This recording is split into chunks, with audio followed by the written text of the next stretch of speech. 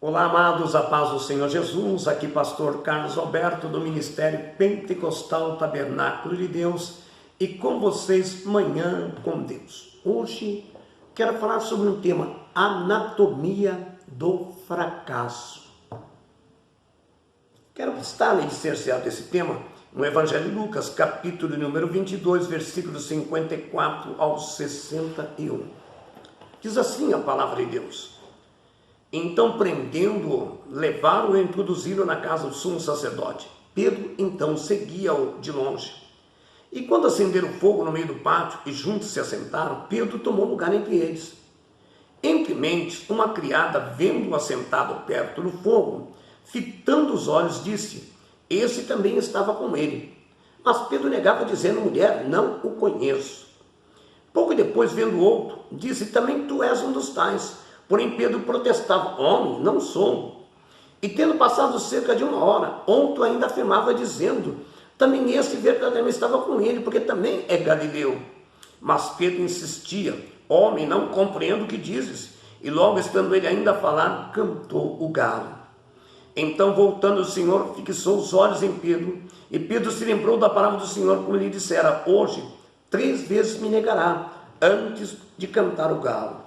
Então Pedro saiu dali e chorou amargamente. Anatomia do fracasso. Amados, nessa mensagem vamos examinar como ocorre o fracasso e qual é a sua anatomia. É um estudo importante e preventivo que pode nos ajudar a vencer as crises que surgem em cada esquina de nossa vida. Você já pensou por que tanta pessoa fracassa? Que fatores que levam o homem ao fracasso? O que faz uma pessoa se sentir fracassada? Ouça, o fracasso não acontece de uma hora para outra. Ele é o resultado de várias ações e decisões. Muitos pensam que o fracasso é resultado da passividade, que o fracassado é aquele que não faz nada, que fica dormindo até tarde, que foge dos desafios e dos confrontos, mas não é bem assim. Tanto o fracasso como o sucesso depende da estratégia que se usa para enfrentar a vida. A seleção não foi derrotada apenas no campo. A derrota foi articulada muito antes da partida. Vamos descobrir isso por meio da experiência vivenciada pelo apóstolo Pedro. Muitas vezes o fracasso nos atinge em pleno campo de batalha. Veja bem, tive um amigo cujo sentimento de fracasso o perturbou durante anos. Ele queria ser médico, pois nutria uma paixão tremenda pela medicina. Lutou, estudou, fez tudo que um jovem determinado faz para conseguir então o seu objetivo. Porém, quando recebeu o resultado negativo do vestibular, sentiu-se arrasado. E quando recebeu, um amigo médico então lhe disse: Não desista. Se você parar agora, vai se sentir um derrotado para o resto da vida. Porém, por necessidade de trabalho, ele precisou desistir de seu sonho. Daí para frente começou a cultivar um sentimento de incapacidade. Mesmo fazendo outra faculdade, não se sentia realizado. Todos os desafios esbarravam naquele sentimento de outrora. Só depois de compreender o que lhe ocorria, conseguiu superar o fantasma do fracasso. Você sabe que é uma idade considerada a idade de fracasso? Quantos estão na faixa dos 40 anos? Esta é a idade crítica para muitas pessoas. 40 anos é praticamente a metade da vida para a maioria de nós. Muitos chegam nessa idade com uma carga pesada de insatisfações. Objetivos pessoais não alcançados, metas profissionais não conquistadas, vida sentimental frustrada, casamento que se tornou fardo em vez de bênção, fracasso na educação dos filhos. E o que devemos fazer para nos livrar desse espírito de derrota? Vamos então examinar os passos dados por Pedro para ver como é que ele desceu essa ladeira do fracasso. Em primeiro lugar, Pedro se deixou dominar pela autossuficiência. Veja a resposta que ele dá para Jesus. Mas ele respondeu: Estou pronto, Senhor, para ir contigo para a prisão e para a morte. Aparentemente, Pedro estava pronto a enfrentar qualquer gigante. No entanto, sua autossuficiência era como uma bola de sabão. A cultura moderna prega excessivamente a independência. A revista Veja publicou uma reportagem interessante cujo título era: Sozinhas elas prosperam, elas puxam. Atualmente, 3,8 milhões de pessoas vivem sozinhas no Brasil. Porque a autossuficiência não é uma boa orientadora. O fracasso de Saul teve como razão a sua autossuficiência também. Ele se achou no direito de agir independente do profeta. Como resultado disso, foi rejeitado por Deus. Pedro quis mostrar uma força que também não tinha, mesmo tendo descido a ladeira do fracasso, porque agem sozinhos. Em segundo lugar, Pedro menosprezou um dos grandes segredos da vida. Ele não orou quando devia orar. Chegando ao lugar, Jesus lhe disse: orem para que vocês não caiam em tentação. Lucas 22:40. Vejamos que Pedro e os demais discípulos, quando se levantou da oração e voltou aos discípulos, encontraram eles dormindo, dominados pela tristeza. O evangelista Marcos nos mostra que Jesus se dirigiu diretamente a Pedro. Então voltou aos seus discípulos e os encontrou dormindo. Simão, disse ele, por que está dormindo? Não pode vigiar por 1 hora? A oração que Pedro deixou de fazer ali no Getsêmani lhe fez muita falta mais tarde. Pedro fracassou por falta de oração. Muitos de nós fracassamos porque não valorizamos a oração em nossas vidas. Nunca é demais lembrar que sem oração não há conquistas. Terceiro passo, Pedro foi envolvido por uma emoção puramente humana.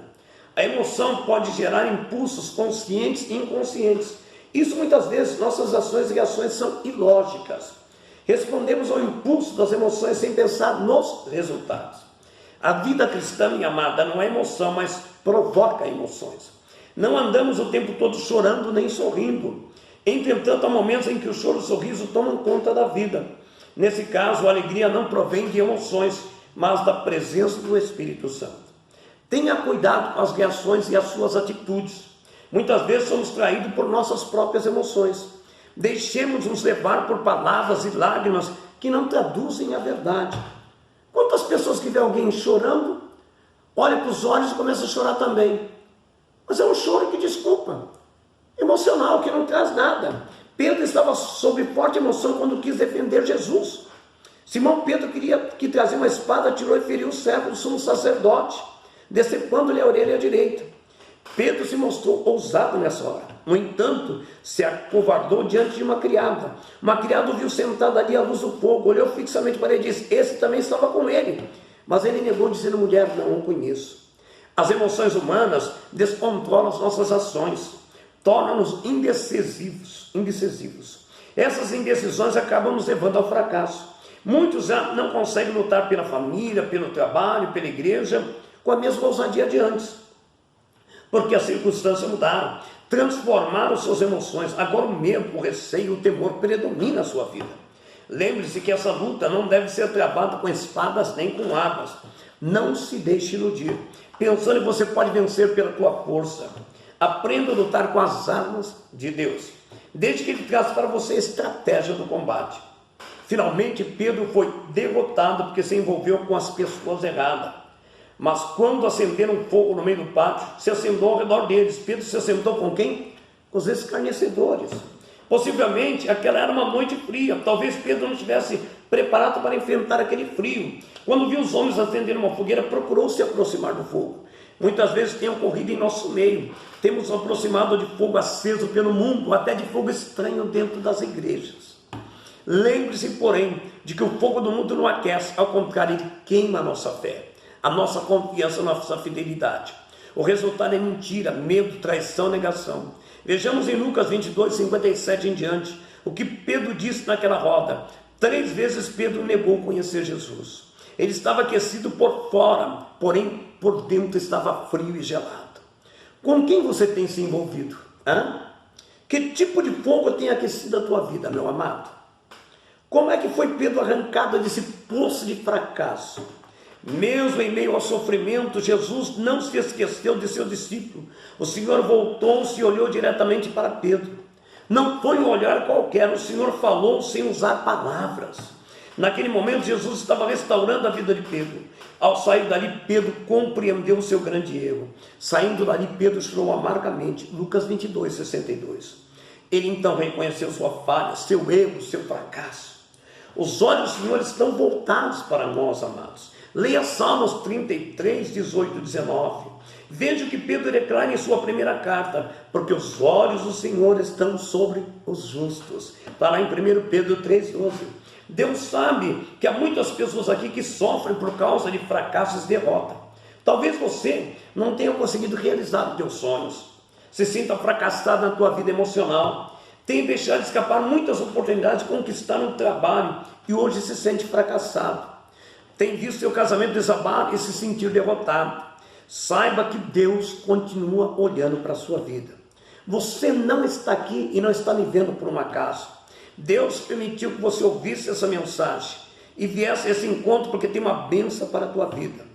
Conclusão para você: lembre-se, o fracasso não acontece de repente. Aprenda a tratá-lo quando ele mostrar cara. Faça dele o primeiro degrau para a sua subida. Deixe que o olhar do Pai, do nosso Deus, restaure as tuas forças. Chore sim, se for preciso, mas depois levante-se e continue a caminhada. Não faça do fracasso a sua cama.